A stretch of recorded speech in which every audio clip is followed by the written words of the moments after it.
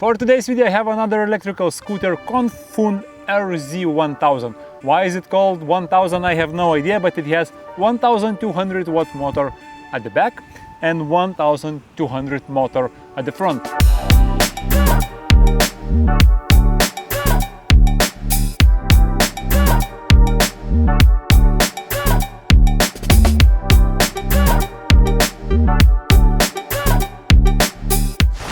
Let's begin with the handlebars, and as you can see, the scooter has pretty unique dashboard design. So the screen is integrated into the plastic right here.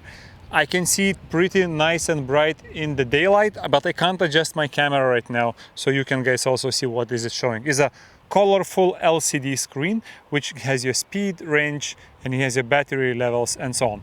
This button right here, with this button you can unlock your scooter with your fingerprint after you lock it with an app. The handlebars itself look like super high quality, very soft and nice ergonomic handles which are nice to hold in the hand. You have thumb throttle and you have the on-off button. On the left side you have all your controls. You can change your speed modes right here. Turn your turn signal indicators to the left or to the right, and you can turn on or off your headlight. The LED headlight is hanging just right up there, just underneath the handlebars, and it's an adjustable one, so you can change the angle of the headlight according to your needs. And when we go and look a little bit down, here you will find your folding mechanism, which is nice and simple. You just press the button on the side, you open it up, and then you can fold your scooter down, and when you unfold it you just press it and close it. That's it. Nice and simple folding mechanism. Now you have double shock absorbers, which they say they are hydraulic ones, and you can actually adjust the preload of your suspension. You have the mudguard that looks well nicely covered on both sides. It's a bit plasticky, might make some vibrating noises, we're gonna see about that. And you have, of course, disc brakes on the front, and disc brake is huge, is 140 millimeters disc brake at the front. The tire is nice and wide, and it doesn't have super aggressive off-road grip. I think this should be very good on city roads, so they will not make too much noise. Next we have quite an interesting design of the honk that's mounted just underneath the frame here, and it has this orange protective bars, and you have your charging port also right up here. As I didn't know anything about the company Cunfon and their products, I was quite surprised seeing how nicely all the parts are designed and painted. There are no disgusting welding seams that you can sometimes see on other electrical scooters, and every single part looks absolutely rock solid. Paint is super nice. I think it's like powder coated, and they look like they are seamless, super nice. The deck is wide enough, even probably for standing side by side with your feet like this, if that's the way you ride your electrical scooter. But of course it has enough space, especially if you ride with your feet separated. So pretty nice and spacious deck for the rider. The deck has also very nice increasing kicktail, and we got to appreciate the parts like these. It almost looks some sort of air intake, brake cooling or something like that. Going towards the back of the scooter, where the first thing you're gonna see is the turn signal indicator right here on the corner, which is blinking, and I hope you can see the daylight. I can see it no problem. What I like about it, that it blinks for a few seconds and then it actually stops. So if you forgot to turn off your blinker, well, it just stopped right now. And next we see the double swing arm suspension at the back, and we have two shock absorbers just right here under the deck. And when you talk about disc brakes, size does matter. The bigger the disc brakes, the bigger the braking power you can get, the slower they overheat and the better cooling they have. I really have high expectations for the brakes of this electrical scooter, both in the front and the back. So 140 mil in the front, 160 at the back. I'm excited to go riding. But before we do that, just the last thing is the rear mudguard fender. It's so long and going down so low. It's so well covered that I believe riding in rain and wet conditions will be no problem whatsoever. You will also be standing so far away on the deck right here. You should not get any splashes or anything like this when you ride this scooter in a wet weather. When you get the scooter out of the box, it only goes 20 kilometers per hour, and you have to unlock the full potential if you want to do the speed test. Let's unlock the speed to the speed test. To unlock your full speed, you have to press the on or off button 6 times. Then it enters the parameter mode. You press left brake handle 1, 2, 3 times. Now you enter the parameter 4, which shows 25 kilometers per hour. You press on off button once. Now it shows 50 kilometers per hour. So here you can change the parameter. We leave it on 50 and press on off button 4 times. Here we have it. Now it's set on 50 kilometers per hour top speed. All right, let's see the maximum speed of the scooter. So we're gonna stop and start from scratch, just from here. Accelerate, full throttle. It has like acceleration phases. It says 50. Oh, it could go more. This scooter is limited to 50 on the dashboard. And I will tell you, or you will see right now on the screen what that is on GPS. But it is limited to 50 kilometers per hour on the dashboard. It definitely wants to go more, but I can feel it's like twitching, tries to go more, but then it's forced to slow down. So it can easily get to 50 kilometers per hour on the dashboard, and it can easily maintain that sort of speed. Let's talk a little bit about acceleration. I feel it when you hit the throttle, when you hit the full throttle, it accelerates like in stages. So it doesn't give you the impression that you're going to fall off the scooter, but it goes like accelerates, holds it, accelerates, holds it, which I appreciate. I think it's a very safe way of accelerating on an electrical scooter. So now I'm gonna hit full throttle. It goes. Slows down a bit, goes again, slows down a bit, goes again. So it's very nice and gentle. So it has a really fast acceleration, but it's very well balanced. And of course, when you're just standing still and you hit throttle, you need to press on the front tire, otherwise it just starts spinning. All right, let's climb the hill up.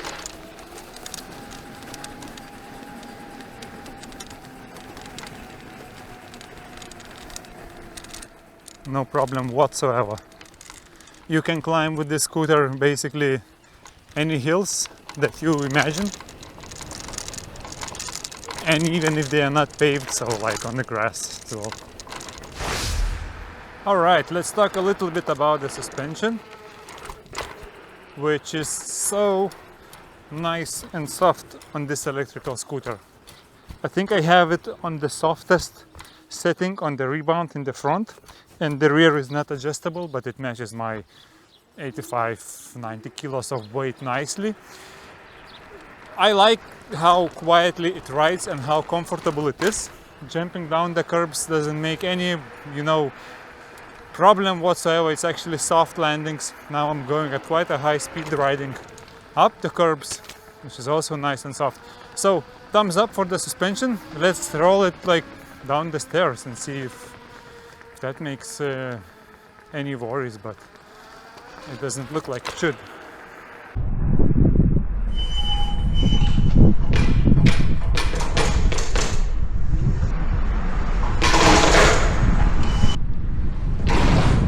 So what I can tell you right now, the suspension is absolutely lovely for rolling downstairs or rolling over any bumps. It's super nice and soft. Personally, for me, good suspension for the scooter is super important because it gives you freedom. You can ride up and down little obstacles and you're not afraid that you will lose the controls. It doesn't matter if you ride in the city or if you're going somewhere off-road. And I'm super happy that RZ1000 has a really good suspension.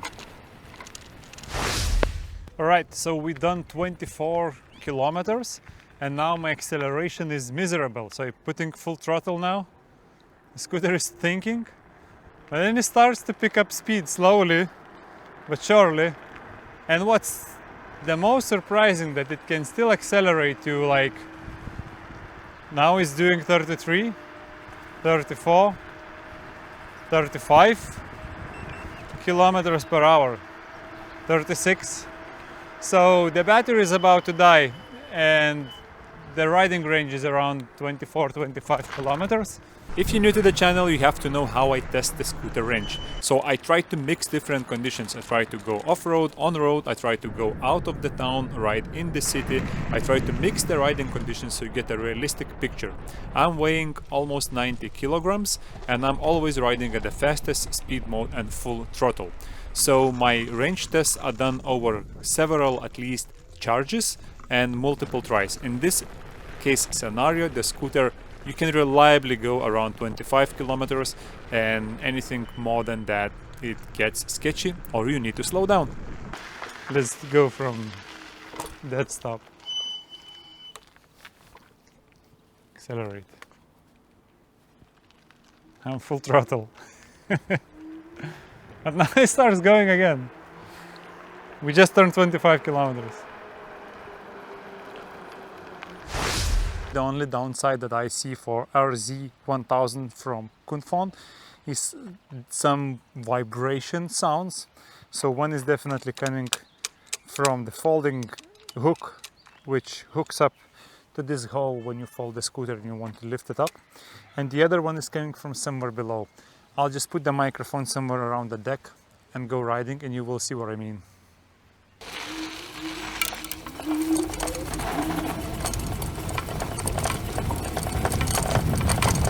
I don't know if you can hear the sound right now.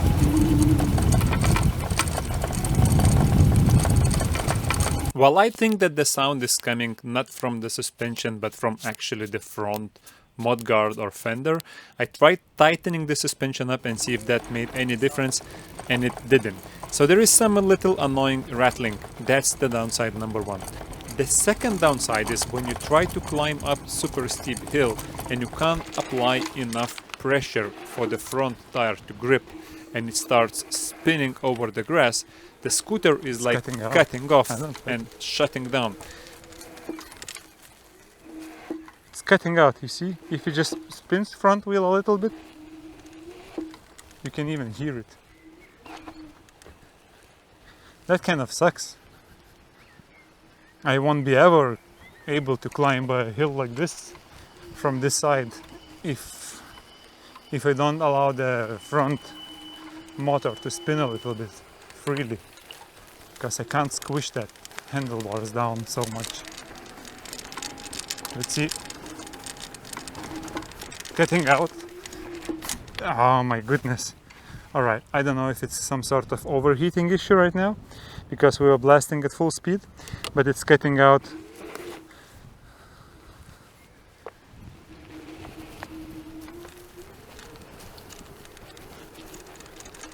I'm going like half throttle right now. And most of the scooters, just to be clear, most of the scooters, they can't climb up this hill from any of the sides. You will not have any of these problems riding anywhere in the city, but if you plan to actually actively use the scooter off-road, that can become a little trouble.